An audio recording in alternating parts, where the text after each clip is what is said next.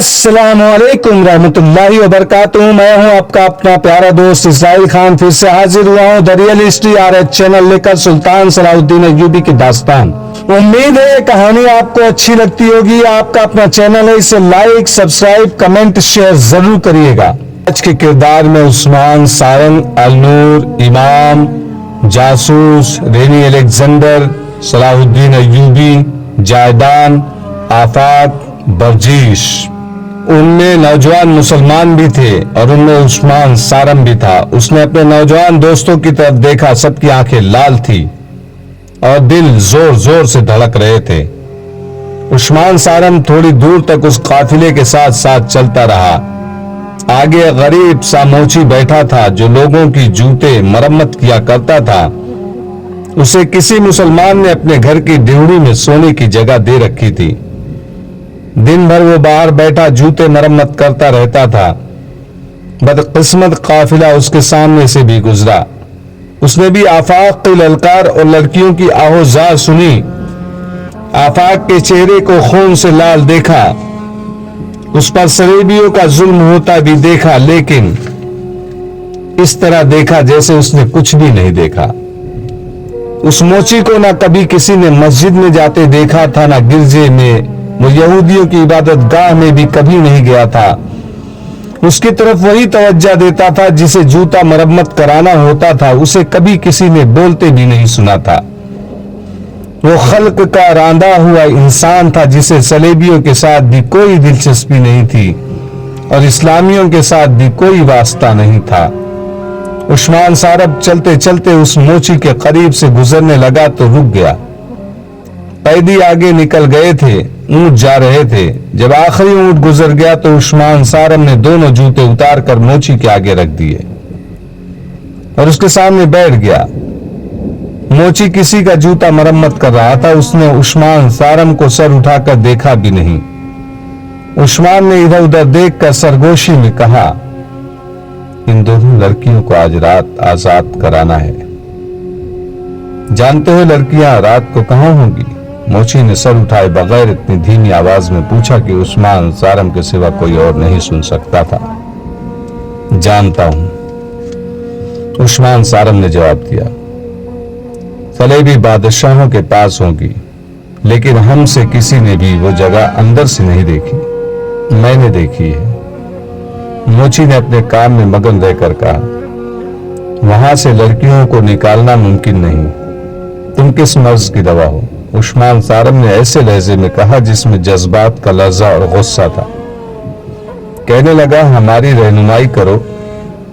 اگر ہم لڑکیوں تک پہنچ گئے اور پکڑے گئے تو لڑکیوں کی گردنیں کاٹ دیں گے. انہیں صلیبیوں کے پاس زندہ نہیں رہنے دیں گے. کتنے جوانوں کی قربانی دے سکتے ہو؟ موچی نے پوچھا. جتنے جوان مانگو گے. کل رات، آج رات، عثمان سارم نے دبدبے سے کہا. آج ہی رات برجیس، آج ہی رات. امام کے پاس پہنچو، موچی نے کہا. کتنے جوان؟ برجیس موچی نے سوچ کر کہا، 8. ہتھیار سن لو، خنجر، آتش کھیر، مادہ. عثمان سارم نے اپنے جوتے پہنے اور چلا گیا. سورج ابھی غروب نہیں ہوا تھا. عثمان سارم نے راستے میں اپنے ساتھ ہم جولیوں کو گھروں سے بلا کر انہیں امام کے گھر پہنچنے کو کہا اور خود امام کے گھر چلا گیا.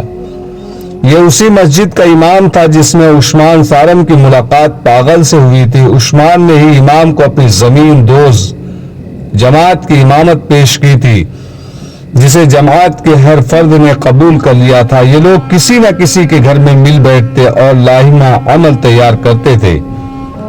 اب ان 2 مغویہ لڑکیوں کا مسئلہ سامنے آ گیا تو عثمان سارم نے ان کی رہائی کا ارادہ کر لیا، جو دراصل خودکشی کا ارادہ تھا. وہ موچی کے کہنے کے مطابق امام کے گھر چلا گیا. امام بے چینی سے اپنی ڈیوڑی میں ٹہل رہا تھا. عثمان سارم کو دیکھ کر رک گیا اور پوچھا، عثمان، تم نے اس قیدی کی للکار سنی تھی؟ معلوم ہوتا ہے وہ لڑکیاں اس کی بہنیں تھی. میں اسی للکار پر لبیک کہنے آیا ہوں محترم امام. عثمان سارم نے کہا. برجیس آ رہا ہے اور میرے ساتھ دوست بھی آ رہے ہیں. تم کیا کرو گے؟ امام نے پوچھا. تم کر ہی کیا سکو گے؟ میں جانتا ہوں کہ ہماری بے شمار لڑکیاں کافروں کے قبضے میں ہیں، مگر ان 2 لڑکیوں نے مجھے امتحان میں ڈال دیا ہے۔ اس نے منہ اوپر کر کے گہری آہ بھری اور کہا، یا خدا مجھے صرف ایک رات کے لیے جوان کر دے یا آج ہی رات میری جان لے لے۔ اگر میں زندہ رہا تو تمام عمر ان لڑکیوں کو آہ و زاری مجھے سنائی دیتی رہے گی اور میں پاگل ہو جاؤں گا۔ ہمیں اپنی دانش کی روشنی دکھائیں۔ عثمان سارم نے کہا، یعنی عقل سے ہمیں بتائیں، مجھے امید ہے کہ ہم آپ کو ایک رات سے زیادہ بے چین نہیں رہنے دیں گے۔ عثمان سارم کے 2 ساتھی اندر آئے، امام نے انہیں بیٹھنے کو کہا اور تینوں سے مخاطب ہو کر کہا، آج یوں معلوم ہوتا ہے جیسے میرے دانش جواب دے گئی ہے، عقل جواب دے گئی ہے۔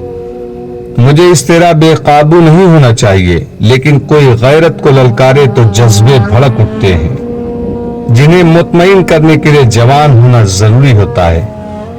لیکن میرے بچوں، میں بہت بوڑھا ہو گیا ہوں، مجھ میں اب برداشت کی قوت نہیں رہی۔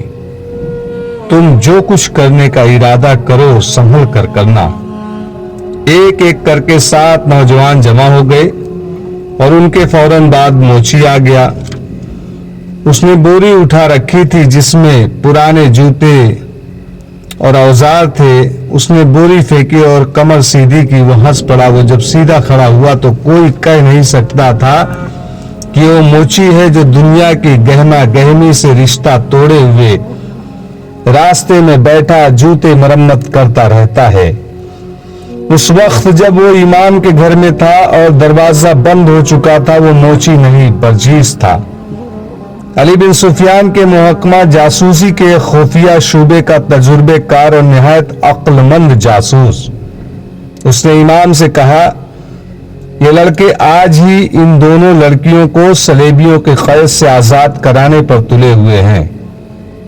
اس کام میں صرف پکڑے جانے کا یا ناکامی کا ہی خطرہ نہیں بلکہ یقینی موت کا خطرہ ہے۔ ایک نوجوان نے کہا، ہم یہ خطرہ قبول کرتے ہیں محترم برجیس، آپ اس فن کے استاد ہیں، ہماری رہنمائی کریں۔ اگر عقل کی بات سنے تو میں ایک مشورہ دینا چاہتا ہوں۔ برجیس نے کہا، صلیبیوں کے پاس بہت سے مسلمان لڑکیاں ہیں، ان میں سے بعض کو انہوں نے بچپن میں قافلوں اور گھروں سے اغوا کیا تھا اور انہیں اپنی تعلیم و تربیت دے کر ہمارے خلاف جاسوسی اور تمہاری کردار کشی کے لیے استعمال کر رہے ہیں۔ تم لوگ ایک ایک لڑکی کو تو آزاد نہیں کرا سکتے۔ اگر تم سب میرے فن سے فائدہ اٹھانا چاہتے ہو تو میں کہوں گا کہ 2 لڑکیوں کی خاطر تم جیسے 8 جوان قربان کر دینا عقل مندی نہیں، بردباری اور تحمل ضروری ہے۔ میں تحمل کو کس طرح قبول کر سکتا ہوں؟ عثمان سارم نے بھڑک کر کہا، میری طرح۔ برجیس نے کہا، کیا میں پیشے کا موچی ہوں؟ میں جب مصر میں ہوتا ہوں تو میری سواری کے لیے عربی گھوڑا تیار رہتا ہے اور میرے گھر میں 2 ملازم ہیں، مگر یہاں 3 مہینوں سے راستے میں بیٹھا لوگوں کے غلیظ جوتے مرمت کرتا رہتا ہوں۔ میں تمہیں 2 لڑکیوں کی آزادی کے لیے پورے کرک اور اس سے آگے کے بہت وسیع علاقے کو آزاد کرانے کے لیے زندہ رکھنا چاہتا ہوں۔ برداشت کرو، انتظار کرو۔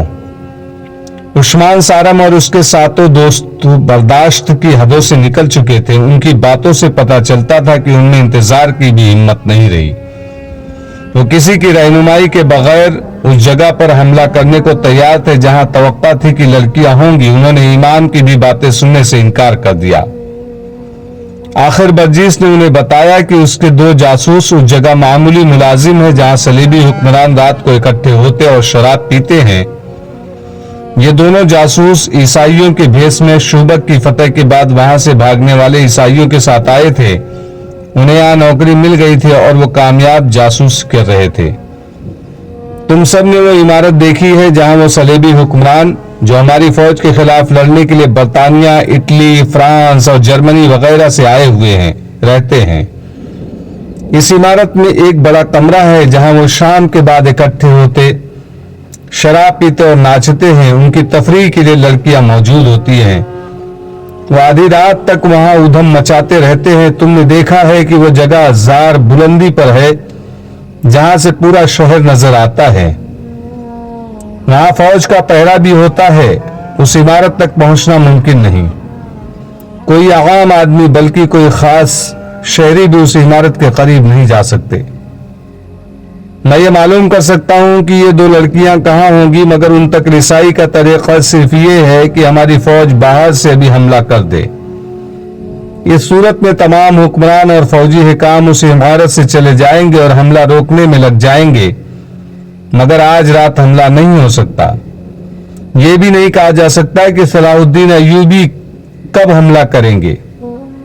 हजरत हमले की है जरूरत, इमाम ने बर्जीस से वजाहत चाहिए। दूसरे लफ्जों में जरूरत यह है कि इस इमारत में जो लोग हैं वो वहां से चले जाएं और लड़कियां वहीं रह जाएं। इस सूरत में आप ये कहना चाहते हैं कि हमारे ये बच्चे इस इमारत में दाखिल होकर लड़कियों को उठा लाएं? जी हां, बर्जीस ने अपने तजुर्बे की बिना पर खुद एतमादी से कहा। अगर शहर के अंदर कोई बड़ा ही शदीद और खतरनाक किस्म का हंगामा हो जाए, कहीं आग लग जाए और आग जंगी साजो सामान के हल्के को लगी हो, तो शायद हुक्मरान और दिगर लोग वहां से निकलकर मौके वारदात पर चले जाएं। बर्जीस गहरी सोच में खो गया। उसने उस्मान सारम और उसके साथियों को बारी बारी देखा और कुछ देर बाद कहा, हाँ मेरे मुजाहिदों, अगर एक जगह आग लगा सकते हो तो लड़कियों की रिहाई की सूरत पैदा हो सकती है। उस्मान सारम ने बेसब्र होकर पूछा, जल्दी बताओ मोहतरम, कहां आग लगानी है? कहो तो सारे शहर को आग लगा दें। तुम सब ने वो जगह देखी है जहां सलेबियों की फौज के घोड़े बंधे रहते हैं, बर्जीस ने कहा। वहां इस वक्त कम बेश 600 घोड़े एक जगह बंधे हुए हैं, बाकी मुख्तलिफ जगहों पर हैं। उनके करीब इतनी ही तादाद ऊंटों की बंधी हुई है। उनसे जरा से ही दूरी पर घोड़े के खुश्क घास के पहाड़ खड़े हैं। उससे थोड़ा हटकर फौज के खेमे के ढेर लगे हुए हैं और वहां रसद, खाने पीने की चीजें भरी पड़ी हुई हैं और घोड़ा गाड़ियां हैं। पूरे साजो सामान वहां भरे पड़े हुए हैं और ऐसा सामान बेसहारा पड़ा हुआ है जहां फौरन आग लग सकती है, मगर उसके इर्द गिर्द संतरी घूम फिर रहते हैं।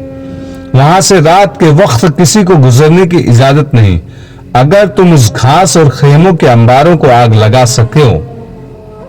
सकते हो तो मैं यकीन से कहता हूं कि सलेबी हुक्मरान सारी दुनिया